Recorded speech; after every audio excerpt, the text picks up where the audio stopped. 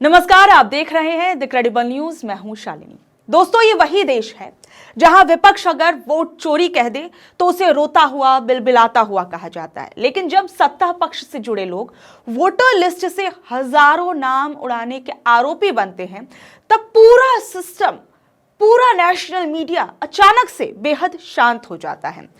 कर्नाटक के आलंद विधानसभा को लेकर एक बड़ी खबर सामने आई है। ये वही विधानसभा है जिसे लेकर कुछ समय पहले राहुल गांधी ने बड़े खुलासे किए थे। और अब जो खबर मैं आपको बताने वाली हूं इसी विधानसभा से जुड़ी हुई, वो शायद ही आपको किसी नेशनल टेलीविजन पर देखने को मिले, और अगर देखने को मिल भी गई होगी तो उस खबर के अंदर उसे एक लाइन में निपटा दिया गया होगा, या सटपट सटपट उस खबर को आपको बता दिया गया होगा। लेकिन इस खबर को बहुत ध्यान से आप लोगों को सुनना चाहिए। दरअसल कर्नाटक पुलिस की एसआईटी ने अपनी चार्जशीट में पूर्व बीजेपी विधायक सुभाष गुट्टेदार और उनके बेटे हर्षानंद गुट्टेदार को वोटर लिस्ट धोखाधड़ी का मुख्य आरोपी बनाया है। यानी आरोप अब किसी कार्यकर्ता या अफसर पर नहीं लग रहा, सीधे सत्ता से जुड़े हुए नेता और उसके परिवार पर यह आरोप लग रहे हैं। आरोप जो है बेहद गंभीर है। एसआईटी के मुताबिक 2023 के विधानसभा चुनाव से ठीक पहले आलंद सीट की वोटर लिस्ट से करीब 6000 मतदाताओं के नाम हटाने के लिए फर्जी फॉर्म भरवाए गए। सोचिए, 6000 वोट किसी भी चुनाव में नतीजा पलटने के लिए जो ये संख्या है अपने आप में बहुत बड़ी हो जाती है। और ये सब उस वक्त हुआ जब कर्नाटक में बीजेपी की सरकार थी और सुभाष गुट्टेदार खुद उसी सीट से दोबारा चुनाव लड़ना चाहते थे। यानी सत्ता, उम्मीदवार और चुनाव तीनों एक लाइन में खड़े हुए थे। चार्जशीट में गुट्टेदार पिता पुत्र के अलावा 5 और लोगों को आरोपी बनाया गया है। एक की गिरफ्तारी भी हो चुकी है, लेकिन बड़ा सवाल यह है कि मुख्य आरोपी पहले ही अग्रिम जमानत पर बाहर है। सोचिए, ये वही देश है जहां आम नागरिक और ताकतवर नेता के लिए कानून अलग अलग से नजर आते हैं। सोचिए, अगर गरीब का नाम किसी गलत फॉर्म में आ जाए तो उसे सालों चक्कर कटवाने पड़ते हैं उस फॉर्म को सही कराने के लिए, लेकिन वोटर लिस्ट से नाम उड़ाने का आरोपी नेता जमानत लेकर आराम से घूम रहा है। और इस मामले की एक और परत बड़ी खतरनाक है। सितंबर 2025 में एक रिपोर्ट सामने आई थी कि जांच इसलिए अटक गई क्योंकि चुनाव आयोग जरूरी तकनीकी डेटा एसआईटी को देने में टालमटोल कर रहा था। सवाल सीधा था कि अगर वोटर लिस्ट से छेड़छाड़ हुई तो डेटा छुपाने की जरूरत क्यों पड़ी? चुनाव आयोग अगर स्वतंत्र और निष्पक्ष संस्था है तो फिर जांच में वो कॉपरेट क्यों नहीं कर रही थी? यहीं से ये मामला सिर्फ एक सीट या एक नेता का नहीं रह जाता, ये पूरे चुनावी सिस्टम पर सवाल बन जाता है। यही वजह है कि राहुल गांधी ने इस मुद्दे पर दिल्ली में प्रेस कॉन्फ्रेंस की थी। इसके बाद ही राज्य सरकार को मजबूरी में एसआईटी बनानी पड़ी। यानी अगर दबाव ना बनता तो शायद ही ये मामला भी फाइलों में दबा रह जाता और धूल फाकता पड़ा रहता। अब जरा तुलना कीजिए, जब विपक्ष वोट चोरी की बात करता है तो सरकार कहती है सबूत लाओ, और अब पुलिस की चार्जशीट खुद ये कह रही है कि फर्जी फॉर्म बने, नाम कटे और आरोपी सत्ता से जुड़े हैं। तो सरकार चुप क्यों है? चुनाव आयोग इस पर सार्वजनिक जवाब क्यों नहीं दे रहा? क्या यही निष्पक्षता है? और क्या आगे चलकर चुनाव आयोग जो है इस पर जवाब देगा? क्या इस पर सफाई देगा चुनाव आयोग? और ये केस एक कड़वी सच्चाई दिखाता है कि वोट चोरी कोई राहुल गांधी की अपनी कल्पना नहीं है कि उन्होंने कल्पना किया, सोचा इसे मुद्दा बना देते हैं, लोगों के बीच में ले जाते हैं, लोगों से हमको वोट मिल जाएंगे। नहीं, ये वो हकीकत है जो हमसे कई बार छुपाई जाती है। वोट चोरी कोई कल्पना नहीं है, कोई बहाना नहीं है, बल्कि एक वास्तविक अपराध है। और इस खबर को सुनने के बाद शायद आप लोग भी समझ रहे होंगे, और वो भी सत्ता के बेहद करीब खड़े लोगों की तरफ से ये अपराध किए जा रहे हैं। सोचिए, जब ऐसे मामलों में जांच धीमी हो, डेटा रोक दिया जाए और आरोपी आराम से जमानत पर रहे तो शक और ज्यादा गहरा हो जाता है। और आज सवाल सिर्फ आलंद का नहीं है, सवाल यह है कि क्या भारत में हर वोट बराबरी से सुरक्षित है, या फिर कुछ इलाकों, कुछ समुदायों और कुछ राजनीतिक समीकरणों में वोट सिर्फ एक नंबर बनकर रह गया जिसे जरूरत पड़ने पर काट दिया जाता है। और अगर सरकार सच में लोकतंत्र बचाने को लेकर इतनी ज्यादा सीरियस है तो उसे इस केस में सिर्फ कानून को चलने देना ही नहीं, बल्कि ये भी बताना होगा कि चुनाव आयोग ने डेटा क्यों रोका और ऐसी घटनाएं घटनाएं दोबारा ना हो, इसके लिए क्या ठोस कदम उठाए जाएंगे? क्योंकि लोकतंत्र में सबसे बड़ा धोखा सत्ता बदलना नहीं होता, सबसे बड़ा धोखा होता है जनता का वोट चुपचाप से चुरा लेना। और वहीं आपसे मैं बात करती हूं एक और बड़ी खबर की।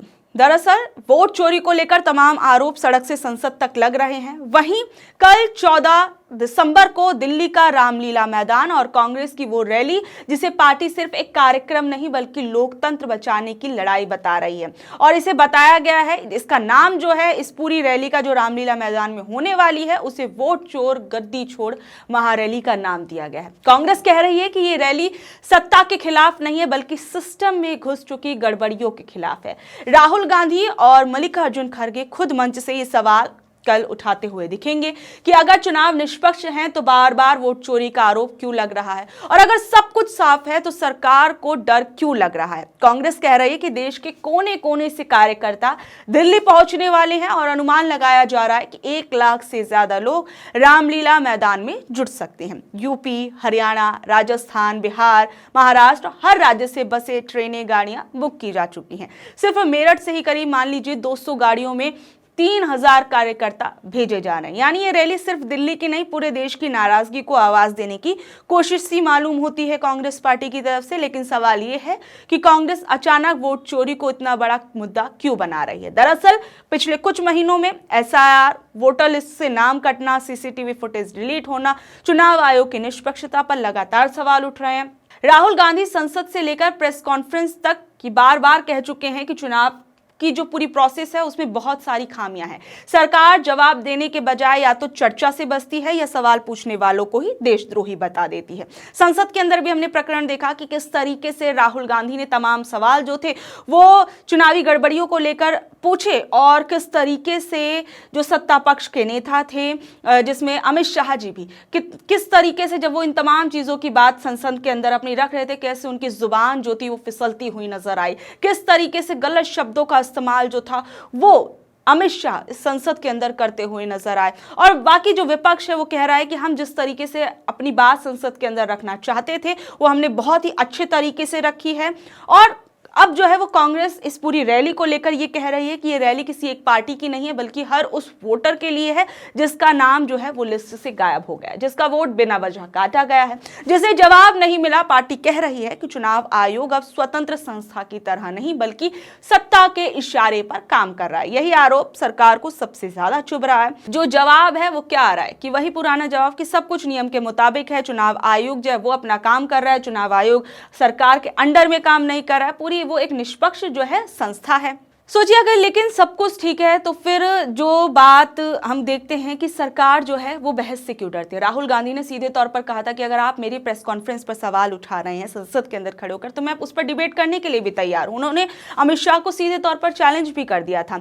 संसद में राहुल गांधी ने सीधे ये सवाल भी पूछा था कि सीजीआई को चुनाव आयुक्त की नियुक्ति से क्यों हटाया गया, सीसीटीवी फुटेज क्यों मिटाई गई, चुनाव आयुक्त को सजा से बचाने वाला कानून क्यों बदला गया। इन सवालों का सीधा जवाब आज तक जो है वो सामने नहीं आया है। 14 दिसंबर की रैली इसलिए भी अहम है क्योंकि ये सड़क से संसद तक दबाव बनाने की कोशिश नजर आएगी। कांग्रेस जानती है कि अकेले भाषण से बात नहीं बनने वाली है, भीड़ दिखानी होगी, आवाज ऊंची करनी होगी और सरकार को यह एहसास कराना होगा कि लोकतंत्र सिर्फ सत्ता का नहीं जनता का भी होता है। लेकिन अब असली परीक्षा रैली के बाद होगी। क्या सरकार चुनाव सुधार पर खुली बहस के लिए तैयार होगी? क्या चुनाव आयोग अपनी ट्रांसपेरेंसी जो है वो साबित कर पाएगा या फिर इस रैली को भी राजनीतिक नौटंकी कहकर नजरअंदाज कर दिया जाएगा? 14 दिसंबर का दिन जो है वो रामलीला मैदान में बहुत अहम होने वाला है और वो एक सवाल होगा। सवाल ये कि क्या भारत में वोट सच में वोटरों का है या फिर सिस्टम इतना कमजोर हो चुका है कि सवाल पूछना भी गुनाह बन गया है? अब फैसला सरकार के हाथ में है, या तो सवाल का जवाब दे या सवालों से भागती दिखे।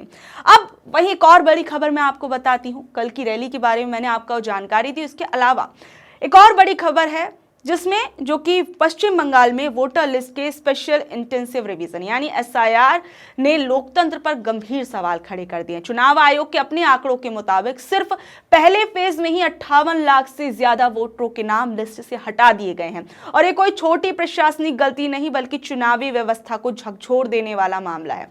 सबसे ज्यादा नाम जो है उन्हीं इलाकों से कटे हैं जहां राजनीतिक मुकाबला जो था सबसे ज्यादा टफ है। मुख्यमंत्री ममता बनर्जी की भवानीपुर सीट से करीब 45,000 नाम हटाए गए। वहीं नेता प्रतिपक्ष शुवेंदु अधिकारी की नंदीग्राम सीट से 10,000 से ज्यादा नाम गायब हुए हैं।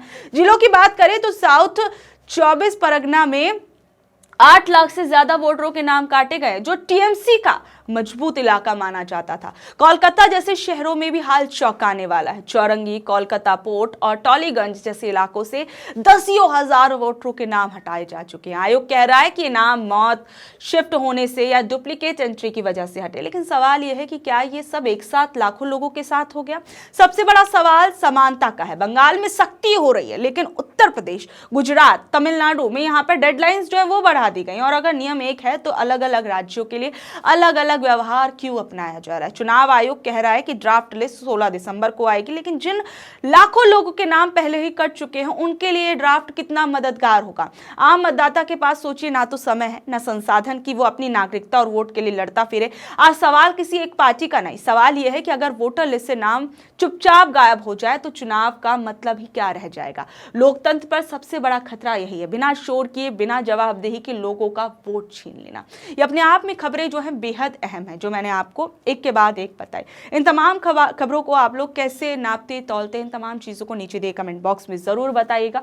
और अगर आपको ये वीडियो जानकारी भरी लगी तो आप इसे अपने दोस्तों, रिश्तेदारों से जरूर शेयर कर सकते हैं। इसी के साथ इस वीडियो पर आप लोगों की क्या राय है? आप लोग इस पूरे वोट चोरी के मसले को कैसे देख रहे हैं? क्योंकि एक लंबा वक्त हो चुका है, हम देख रहे हैं कि संसद से लेकर सड़क तक तमाम जगहों पर यह मुद्दा काफी ज्यादा जो है चर्चित है। आप लोग अब तक क्या देख रहे थे, इसे नीचे दिए कमेंट बॉक्स में जरूर बताइएगा। इसके साथ साथ हमारे इस चैनल को शेयर करिए, ज्यादा से ज्यादा हमारी वीडियो को लाइक करिए। धन्यवाद।